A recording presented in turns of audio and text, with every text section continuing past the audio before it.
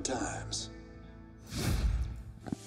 Like old times, and we're back. And Raynor, super popular, having high 30% popularity and the best win rate, about 57%. That's amazing. 57? I know. That's really? I had no idea it was that crazy. high. That seems about right. Is it me, or do we look a little bit different? Do we look I mean, just better overall? What happened? By popular demand. If you guys never think that you have an impact on the broadcast, well, I think this is a pretty good illustration of that. We're just one step closer to letting Twitch chat actually just cast HGC Korea themselves. Yeah, just like playing Pokemon on Twitch. It is possible maybe in 3000. Twitch plays HGC Korea. Maybe in 3000, year 3000. That's coming soon, TM. One step at a time. Raynor only 2,000 gold. Go buy him if you have not. And that's right. It's the best gold you'll ever spend. It's worth it. I'm telling you. If you don't have any gold, then either do your quests every day, or if you have to spend money on anything, that's a good choice. Trust me, your Hero League teams will love you for it. Looking a little bit better? You may be the same after you buy that Jimmy Raynor. That's right. He makes you look a lot better. Not to overstate things, it's going to be cool to see how popular he is next week. Of course, also, that extra band going to be coming in pretty handy. Oh, yes, with that global annihilation also coming next week. I think it's possible. But moving on, 2-0 Tempest. They pick BOE. Because they won, seems like BlossoM still wants to have that first pick. But I think they really have to step up from the drafting, which wasn't too bad, I would say, in Dragon Shard compared to Game 1. They did get that Matherian, which was okay, but against what Tempest was doing, they just need to get every puzzle piece together and complete it right now, or else it may just be the end of the series right here. Well, I mean, Game 1, to be fair, the draft, I mean, you can't really call it good or bad because they were going for, like, an idea. It was bad. It was bad. It was okay, you can't call it bad then. All right, I'm trying to be diplomatic over here, but either way, things are getting better, right? Game 2 did look very, very good, but what is happening here, G-Clef? It is BOE.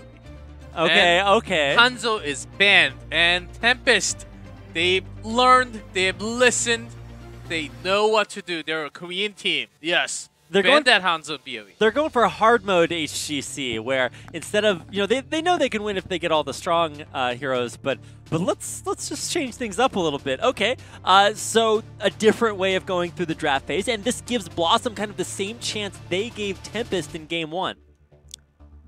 But there's no reason, no actual reason to take it over some other things like Gleaming. Right. Or no Artanis, okay? I'm trying to fight with my brain saying Artanis, Vala.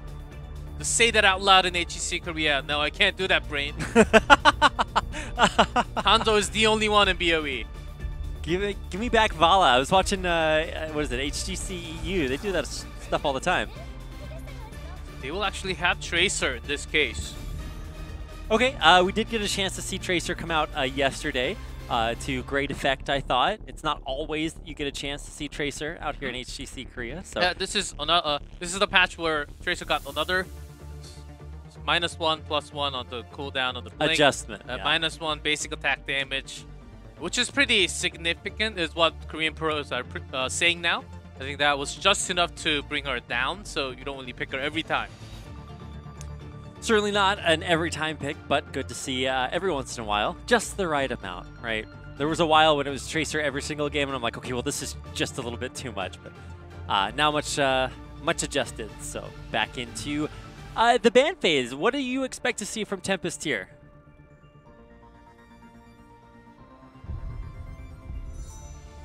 Maybe a ban on Tassadar?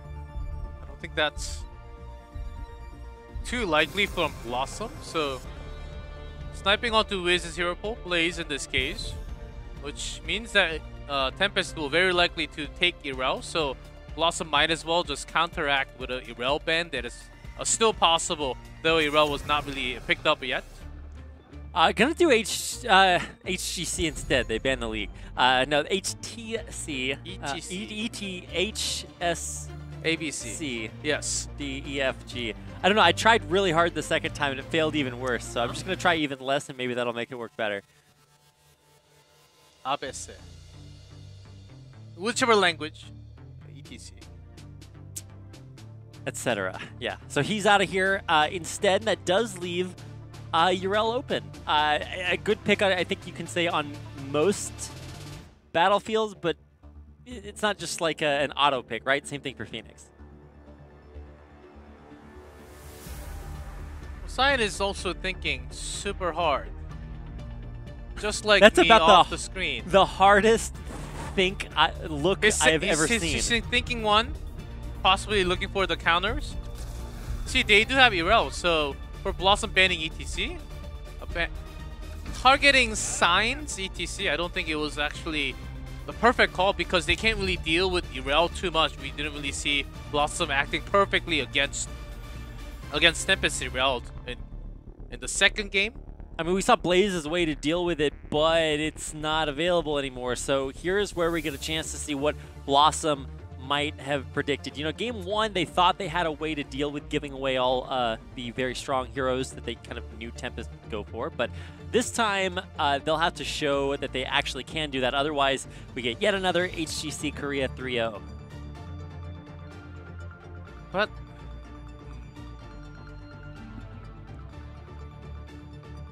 Falstad is actually a little unexpected from my point of view on Tempest, because against Tracer, Falstad may just go die 1v1. Kind of easy to actually catch that Falstad, so we're playing Lockdown very likely. Has to be careful a little bit more in this case. And a Thrall, Tyrael. Okay, not exactly what I expected. Every time I see Thrall, it's still a little bit of a surprise, just because there was a while we didn't have a whole lot of that. But I think the Tyrael makes a little bit more sense. And we would have a lot of question marks in the chat saying, "What, Tyrael? They already have a Muradin, but this is for them to have the extra shield onto Tracer. They don't really want to have Tassadar. They want something else that can actually function as another tool to actually get the teamfight win, which is Sanctification post 10. I think that's what they're looking for. And gets the shield onto the Tracer if she's nearby. I think that's the reason why instead of Tassadar went with the Tyrael. Also having Thrall as a solo lane that can continue.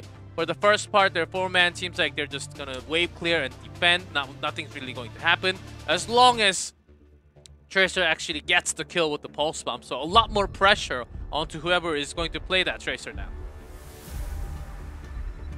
Not what I expected. For BlossoM, they are all about trying new things. They did that game one, and it really, really did not work out. For Tempest, they are totally okay with stock standard, but this won't be standard for them either.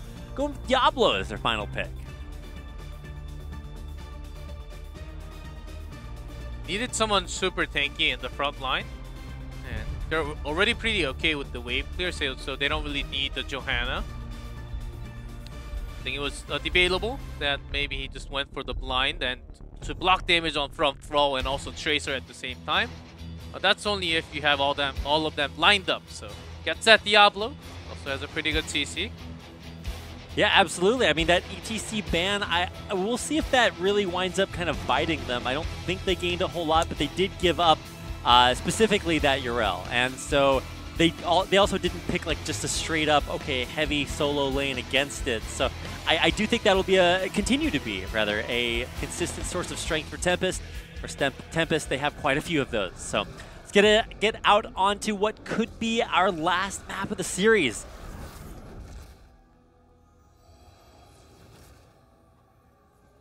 You know, I do think that when they were coming up with the name on this map, it was like the Battlefield of Eternity, but games actually do end on this map. So, you know, how eternal really is it? Oh, we play on this map to finish the fight between them. Ah, so we are what makes the eternal battlefield not eternal anymore. I think that is the reason why I play this map. We're getting a little bit metaphysical, but safe to say that I'm excited to be back on this, especially as our final, what could be our final map. Realistically, it does seem like Tempest are kind of set to make yet another 3-0 in their pocket, but you know they have already shown that out of the top 3 teams, they are pretty mortal, giving up a loss last week. See if BlossoM can take yet another one. Oh, and you see Bribe from Falstad. Okay. Wasn't expecting that 100%. I mean, why do you think they would go for that? as because you can't really specific pick. You can't really. Of course you can if you create some angle, but it's really hard against the Tyrael comp down here for 4-man with the sustain from Meriday's mouth. You can't really find the kill unless something crazy happens from BlossoM actually making a critical mistake. So instead, just want to stack and take bribe instead. I think that's also a reason why they went for Falstead in this game. Not necessarily the normal reason you would go for it, but now, oh, Tempest, they are setting up lockdown over the Again, wall. Valkyrian got that orb damage nicely done, perfectly timed. Yeah, and it blows Meriday apart, just doesn't even stand a chance. The flight out is actually executed perfectly as well, and Tempest, they get in, get the kill, and get out unscathed. Sign just says he went in and says, "Hi, Malfi, here's your orb." He tosses him over, gets the damage. Good amount of practice, and that's what happens. I actually thought they were going to get Modern there too. He dropped super, super low, but he does wind up surviving. First blood taken, a little bit sneaky there by Tempest, and they make it pay off. Yeah, this is exactly what you do against Tyrael. Not Tyrael, Valkyrian, because of the sustain. It's long period over time healing. And you bring that burst. Once you have the perfect focus, like what Tempest just did right now, can't really... There's nothing really else for them to actually defend against it, only shield from Tyrael, which was already used. That's right, and this gives Tempest a big macro advantage. As they take not only one, but now their second camp that's headed up top, and as long as Jarell's there, realistically, Thrall, unless he gets a lot of help, is not going to be able to take the 12 o'clock camp. So advantages little by little coming through for Tempest. Sign up top just to continue that macro. The rotation's always, as always, on point for Tempest. Still needs a little bit more time for Wiz to get her up. Dami forward, but realistically very difficult to kill basically at every stage of the game. And now with Tempest coming down after already being in the area. That was going to be a chance, but no pulse bomb yet gathered from Gondar. And follow-up was a little bit too late. I think good face checking could have been a critical mistake at that moment, right before this Immortal phase. But didn't really gather everything up together for BlossoM. Luckily for good, he actually managed to escape because of those reasons. First Immortal phase, and it looks like a lot more even than I would have necessarily expected. Both teams able to get their Immortals down to half health, and now Modern and BlossoM actually going in, lock down the focus. He is taken down very, very low, stunned out, but he's still safe in the back line. Gets rooted. Sign actually dove in to save lockdown, targeting Tracer. After the pulse bomb, so going to be close. Lockdown did survive, and they actually get the better positioning with the Immortal because they have poke. Good. Gleaming. Oh. Gotta say, with no skin, the basic skin Gleaming, not saying it's anything too terrible, but there's so many skins out there. Dami, nice job to knock BlossoM back away, but now actually Tempest a little bit split up. BlossoM are all together right on top of their Immortal, and I mean, we're closing in on the end of this first phase with BlossoM in a little bit of a rough spot. We'll see if Tempest can finish things off, and there it is.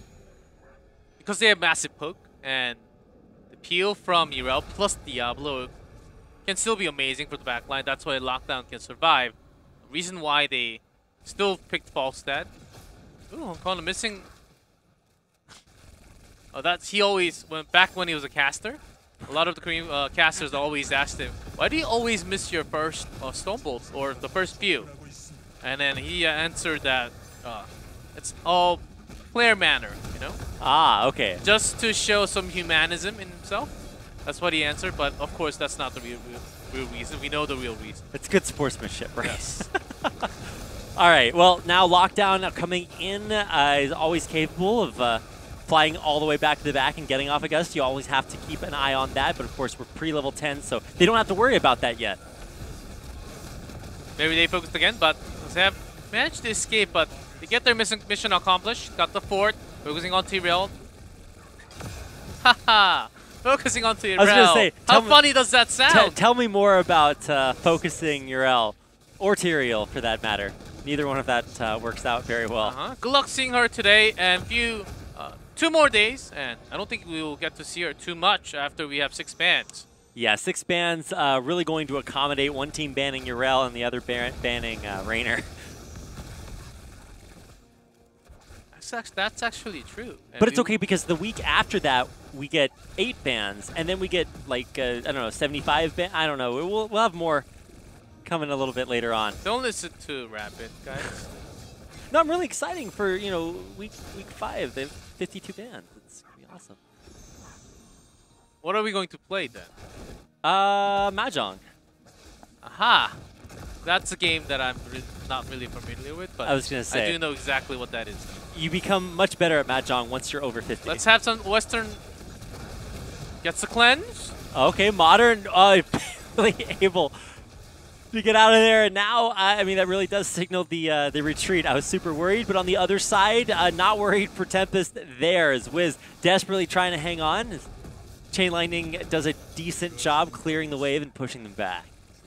Oh, I was more of a chess guy. Actually, what's that game where you just circle? Go? No, you use circles and X. Tic-tac-toe? Oh, yes. I was the master. I never lost. Oh my, you're so good at a zero-sum game. Was it game? Focusing on tutorial, not a good one.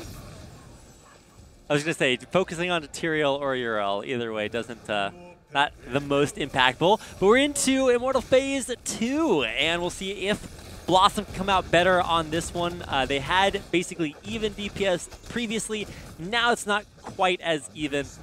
Getting burned down to half health very, very, very quickly by Tempest, and I don't think this will go quite as well. Thrall actually can put out a crazy amount of damage. So, on a defensive build, Tempest, they're about to hit 10, so they're engaging. Very, very good time. But they're all rooted.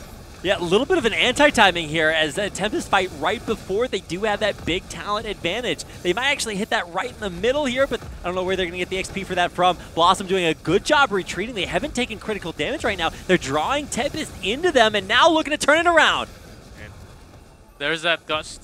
They just hit 10. I think they were hoping they hit 10 sooner, but because BlossoM basically knew they were going to hit 10, even though they had better health advantage and the positioning, they were forced to go back because of that reason. That's exactly the reason why you keep on having advantages and keep on having those. Lightning Breath coming down on a Gondar. He drops very, very low, but the shields do save, and he's safe and sound for now. So for BlossoM, they're playing this so carefully.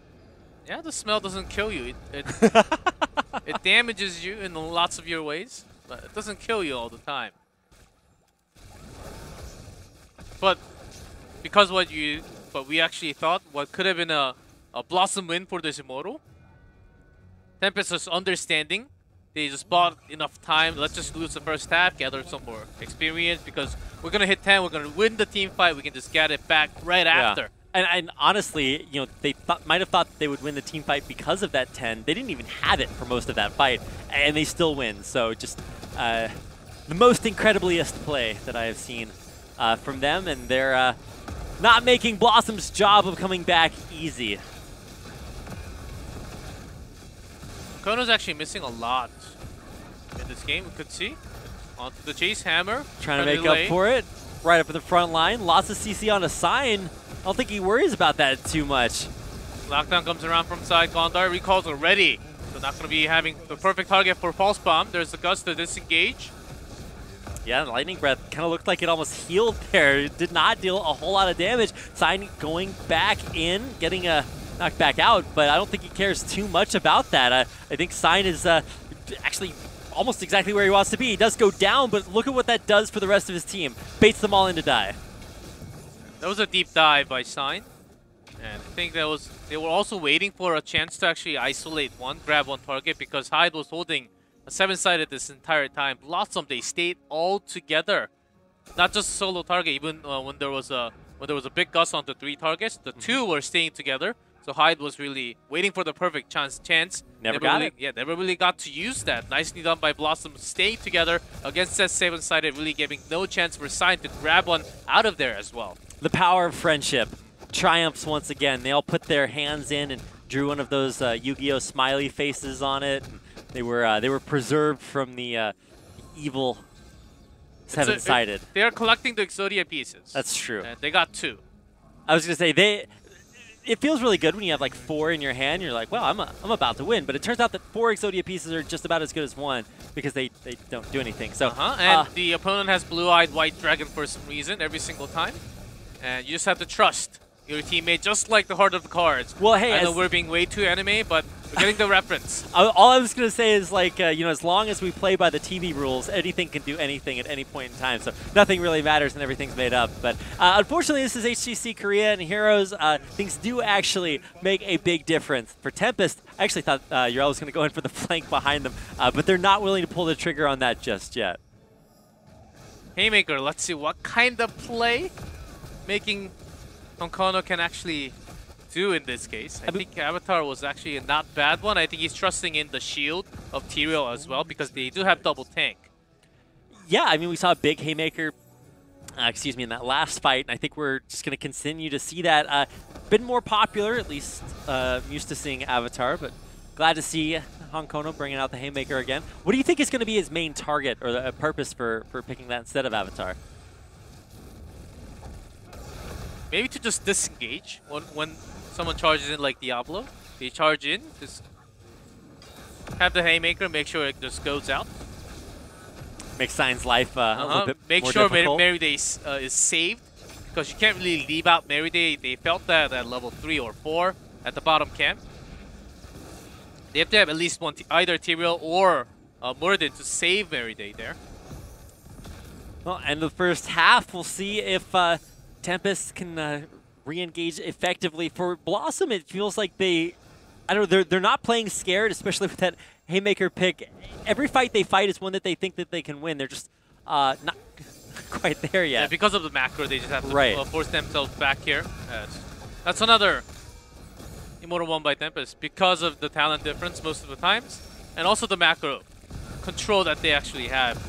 I mean, it's been there from level 1, right? They made that kind of sneaky play down bottom to take the 6 o'clock camp and then rotated up top for 12, taking all of theirs along the way, and it just never really let up. So the series isn't over, but I think this actually shows a big level gap between these two teams still, because BlossoM, when they go into the next objective phase, they don't really have anything, but Tempest, they're always having one more compared to BlossoM. Oh, look at that, Muradin.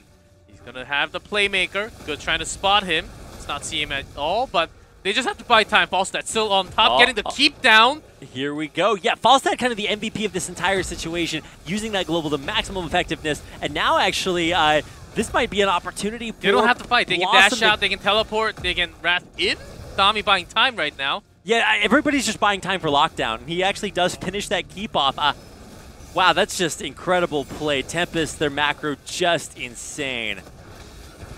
That was a big play for Honkono. Didn't do anything. That may actually continue until the end of the game. Playmaker not really making the plays as, Gondar soaking that missiles. I mean, hey, at least he completed his quest, right?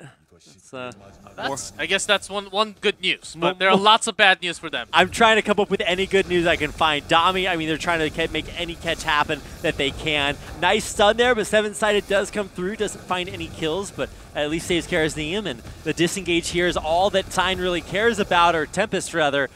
Big Fissure almost grabs lockdown, but he's safe, and so is the rest of Tempest. Yeah, great disengage, and for the past 2 minutes, Tempest get the keep on the top, and then also damages the one on the bottom without the fountain. So they win overall. They're actually going to engage, buy more time, because if you buy more time here, the ones out at the top lane is going to stack even more. Focusing on the Gondar. Tracer recalls, barely survives, goes down. Does get taken down. That is a big pick off. And now, Lightning Breath zoning a little bit more. And I don't think Tempest are going to be running away for much longer. Icebuck there saved Malfurion, saved for a little bit, but not for long. Does go down finally, and just one after another. BlossoM are hitting the dirt. Continuing even more. Oh, got juked. Where'd you go? Sick juke there by Modern. How did he even actually outdruin all the way back there? That was possibly like one of the longest one I've ever seen. I was going to say, I think he threw it down and then just ran really, really fast. I don't know. There's still many things that I do not know about Heroes, and that distance is one of them. I guess you just really don't expect. So we can't blame Tempest for maybe having their legs broken a little bit, but they're going to go back to the hospital, get them fixed right up, and even on crutches, I think they might still be able to finish out the rest of this game. Going to be very tough. Still 2 levels down. BlossoM still have an entire level to catch up for the 16. Very powerful one. I wonder. The bottom. They win the halftime as well. Okay, Rapid. So what I was going to say is, it must be weird to play against teams like Tempest and not KSV, but Gen G, because you have to play HOTS without getting any objectives. It's a difficult way to play, but now trying to contest this Immortal could be one of the last ones we actually even get to see. A sick gust separates Onkono, blows everyone from BlossoM back, and now it's going to be the re-engage. BlossoM on top of the Immortal. Tempest, they recognize they do not have to fight this. They really do not. They got the camp controlled and just have to go straight dive in. Great recall. He does survive. Oh, lightning breath though. But those go down, but that's going to be a trade with the Liming, so no more reset onto Liming. BlossoM, they still have damage, but holding on to Wiz. Low down, and now the follow-up Modern, the next casualty, and won't be alive for much longer. Boom goes the Dynamite. Oh, the Stormbolt, I think that was going to be a kill if it landed. Lockdown way too fast on that birdie. Oh no, Dami kind of playing with his food a little bit at this point. The outplay, Merry Day, he still got it. They're on the core. Camp is already on the core. Merry Day without the ice block. Oh, actually, but Merry Day though. He still has a defender, so outplayed. What an outplay. Merry Day. He might be on a team that is losing, but he just picked up the moral victory. And even the Haymaker actually. No way Dami lives this. He still survives. He just go down. But okay, they get him in the end. But that's the core, and that is the 3-0, which what we thought actually with Dami having a very negative physical condition today, playing in today. Look at him, he's happy. He's all good now. I was going to say, he probably felt a little bit better as that series was going on, and he did dominate. So really, at the end of the day, it's what we expected, another win for Tempest. BlossoM had signs of life. They always looked close in each of their losses, but they were losses, and still only Ballistics has managed to take 1 win off of Tempest. You can even argue that that was Tempest beating Tempest. I think this gives us a big understanding where these teams actually stand now. We're in week 3, still a few more weekends to go. But I think BlossoM, there's that gap between them and the top 3. I think they may still manage to get into the top 4, which is still going for Eastern Clash, but breaking into the top 3 seems very tough. We saw a pretty big gap between Tempest and BlossoM, how they were handling the macro. Tempest was always a step further of next move, what they were trying to do. BlossoM, what they tried to do, was already getting read by Tempest all the time in all the games tonight. Yeah, I mean, it's been really cool to see BlossoM blossom. They're taking flight, but I think they flew a little bit too close to the sun here today and wound up getting 0-3'd. I mean, honestly, we make the meme about so many 0-3s, but it is just always so impressive to see the teams that are doing that are making that happen, have such a good reason for that, and that is that they are just some of the best in the world. So watching them hard at work here, Tempest, well-deserving of their 3-0 victory. They climb up in the standings, and I guess it looks a little bit weird because they'll eclipse Gen G for a moment, but that all should go right back to normal after our next series. Yep, BlossoM couldn't really have an outstanding day. I think it was possible for them to actually have. The moment I heard there will be switches between Gondar and Onkono, which there wasn't any.